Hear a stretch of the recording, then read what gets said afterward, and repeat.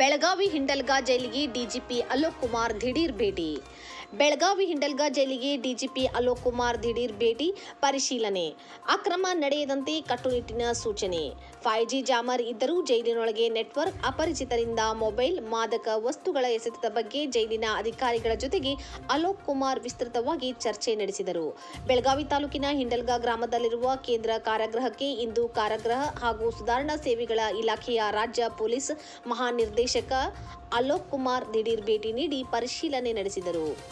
ಒಂದು ಶತಮಾನದ ಇತಿಹಾಸ ಹೊಂದಿರುವ ಹಿಂಡಲ್ಗ ಜೈಲು ಇದಾಗಿದ್ದು, ಜೈಲಿನಲ್ಲಿ ಗಾಂಜಾ, ಮೊಬೈಲ್ ಫೋನ್ ಪತ್ತೆ ಸೇರಿ ಹಲವು ವಿಚಾರಗಳಿಂದ ಸುದ್ದಿಯಾಗಿತ್ತು. ಹಾಗಾಗಿ ಇಂದು ಜೈಲಿಗೆ ಏಕಾಏಕಿ ಭೇಟಿ ನೀಡಿದ ಡಿಜಿಪಿ ಅಲೋಕ್ ಕುಮಾರ್ ಜೈಲು ಅಧಿಕಾರಿಗಳಿಗೆ ಬಿಸಿ ಮುಟ್ಟಿಸಿದರು. ಯಾವುದೇ ರೀತಿಯ ಅಕ್ರಮಗಳು ಕಂಡುಬಂದರೆ ನಿಮ್ಮನ್ನೇ ಹೊಣೆ ಮಾಡುವುದಾಗಿ ಎಚ್ಚರಿಕೆ ಕೊಟ್ಟಿದ್ದಾರೆ ಎಂದು ತಿಳಿದು ಬಂದಿದೆ. 5G ಜಾಮರ್ ಇದ್ದರೂ ಜೈಲಿನೊಳಗೆ ನೆಟ್ವರ್ಕ್, ಅಪರಿಚಿತರಿಂದ ಮೊಬೈಲ್, ಮಾದಕ ವಸ್ತುಗಳ ಎಸೆತದ ಬಗ್ಗೆ ಜೈಲಿನ ಅಧಿಕಾರಿಗಳ ಜೊತೆಗೆ ಅಲೋಕ್ ಕುಮಾರ್ ವಿಸ್ತೃತವಾಗಿ ಚರ್ಚೆ ನಡೆಸಿದರು.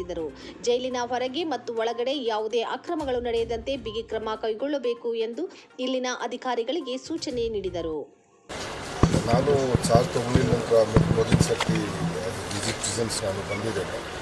ಮತ್ತು ಹಿಂಡಲ್ಗ ಜೈಲ್ ಭಾಳ ಹಳೆ ಜೈಲಿದೆ ಮತ್ತು ಬಹಳ ನಮ್ಮ ರಾಜ್ಯದಲ್ಲಿ ಪರಪ್ಪನಗರ ನಂತರ ನಮಗೆ ಅನಿಸಿದೆ ಭಾಳ ಇಂಪಾರ್ಟೆಂಟ್ ಜೈಲ್ ನಮಗೆ ಇದೆ. ಭಾಳಷ್ಟು ಇಲ್ಲಿ ಇಂಪಾರ್ಟೆಂಟ್ ಆರೋಪಿಗಳು ಇಲ್ಲಿ ಜೈಲಿನಲ್ಲಿ ಇದ್ದಾರೆ. ಬ್ಯಾಂಗ್ಳೂರಿಂದ ಕೂಡ ಇದ್ದಾರೆ, ಕೋಸ್ಟಲಿಂದ ಇದ್ದಾರೆ, ಬೇರೆ ಕಡೆಯಿಂದ ಇದ್ದಾರೆ. ಮತ್ತು ಹಳೆ ಬಿಲ್ಡಿಂಗ್ ಇದೆ.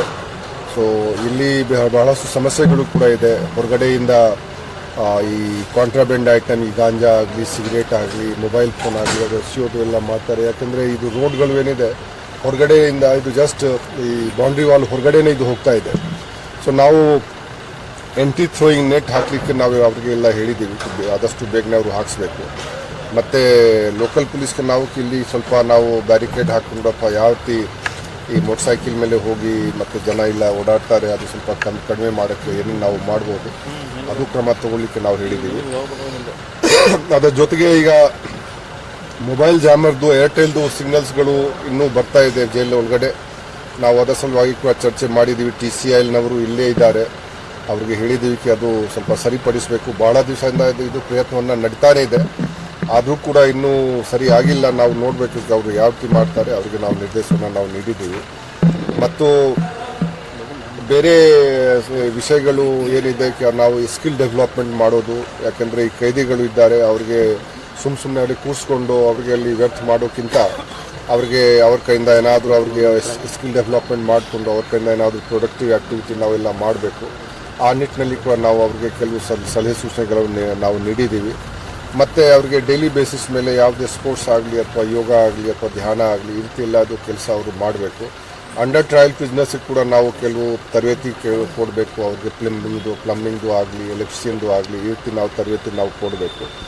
ನಾವು ಅವರು ಇಲ್ಲಿಂದ ಯಾವಾಗ ಹೊರಗಡೆ ಬರ್ತಾರೆ ಮತ್ತು ಅಪರಾಧಿಕ ಕೃತ್ಯಕ್ಕೆ ಅವರು ಅವ್ರಿಗೆ ತೊಡಗಿಸಬಾರ್ದು. ಆ ನಿಟ್ಟಿನಲ್ಲಿ ನಾವು ಅವ್ರಿಗೆ ಕೆಲವು ನಿರ್ದೇಶನವನ್ನು ನಾವು ಅವ್ರಿಗೆ ಕೊಟ್ಟಿದ್ದೀವಿ. ಮತ್ತು ಮೇಲಿನ ಮೇಲೆ ಅವರಿಗೆ ಒಂದು ಸೆಗ್ರಿಗೇಷನ್ ಆಫ್ ಪ್ರಿಸ್ನರ್ಸ್ ಇದೆ. ಸೆಗ್ರಿಗೇಷನ್ ಆಫ್ ಪ್ರಿಸ್ನರ್ಸ್ ಮೀನ್ಸ್ಗೆ ಯಾರು ಫಸ್ಟ್ ಟೈಮ್ ಅಫೆಂಡರ್ ಇದ್ದಾರೆ ಅಥವಾ ಯಾರು ಯುವ ಅಪರಾಧಿಗಳು ಇದ್ದಾರೆ ಅವರಿಗೆ ನಾವು ಸೆಪ್ರೇಟ್ ಆಗಿ ಇಟ್ಕೊಳ್ಳೋದು.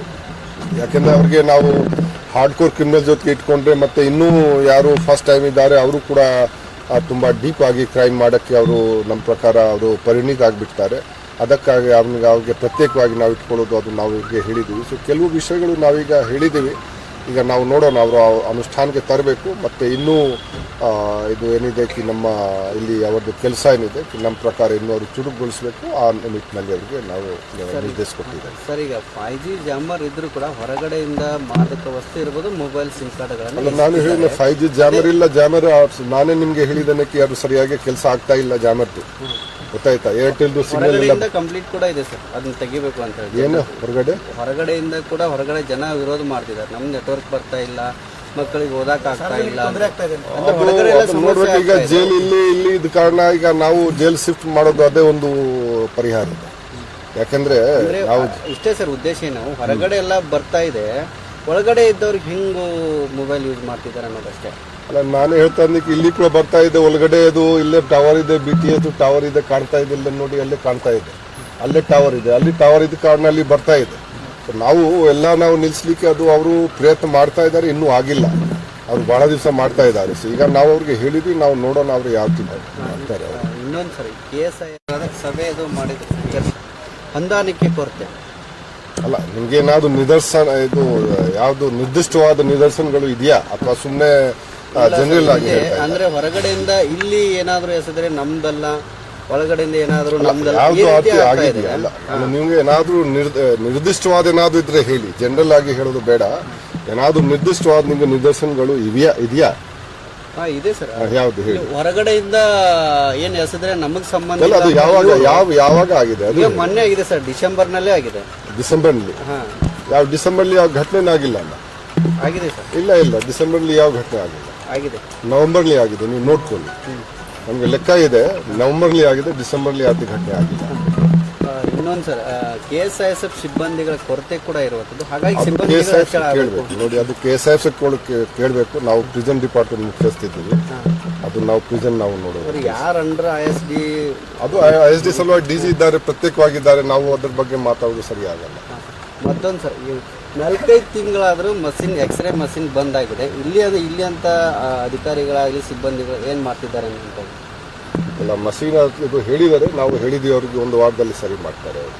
ಅದು ನೋಡ್ರಿ, ಒಂದು ವಾರದಲ್ಲಿ 4-5 ತಿಂಗಳು ಇಷ್ಟು ದಿನ ಏನು ಮಾಡಿದ್ರು? ಅಲ್ಲ, ನಾನು ಹೇಳಿದ್ದೀನಿ, ಈಗ ನಾವು ಸರಿ ಮಾಡಕ್ಕೆ ಹೇಳಿದ್ದೀನಿ. ಇಷ್ಟು ದಿನ ಏನು ಮಾಡಿದ್ದಾರೆ ಅದು ನಮಗೆ ಇವತ್ತು ಗೊತ್ತಾಯ್ತು. ಹಾಂ, ನೀವೇನೋ ನಮಗೆ ಇಂಟ್ರೋಗೇಟ್ ಮಾಡ್ತಾ ಇದ್ದೀರಾ ನೀವು? ಇಲ್ಲ ಸರ್, ಅಲ್ಲ, ಇವತ್ತು ನಮಗೆ ಗೊತ್ತಾಯ್ತು, ನಾವು ಹೇಳಿದ್ದೀವಿ. ಈಗ 4 ತಿಂಗಳ ಏನು ಮಾಡಿದ್ದಾರೆ ಅದು ನೀವು 4 ತಿಂಗಳ ಹಿಂದೆ ಯಾರು ಇದ್ರು ಅವ್ರಿಗೆ ಹೋಗಿ ಕೇಳಿ. ಈಗ ರಿಪೇರಿ ಆಗುತ್ತೆ ಹೇಳಿದ್ದಾನೆ, ಒಂದು ವಾರದಲ್ಲಿ ರಿಪೇರ್ ಮಾಡಿಸ್ತಾರೆ. ಓಕೆ.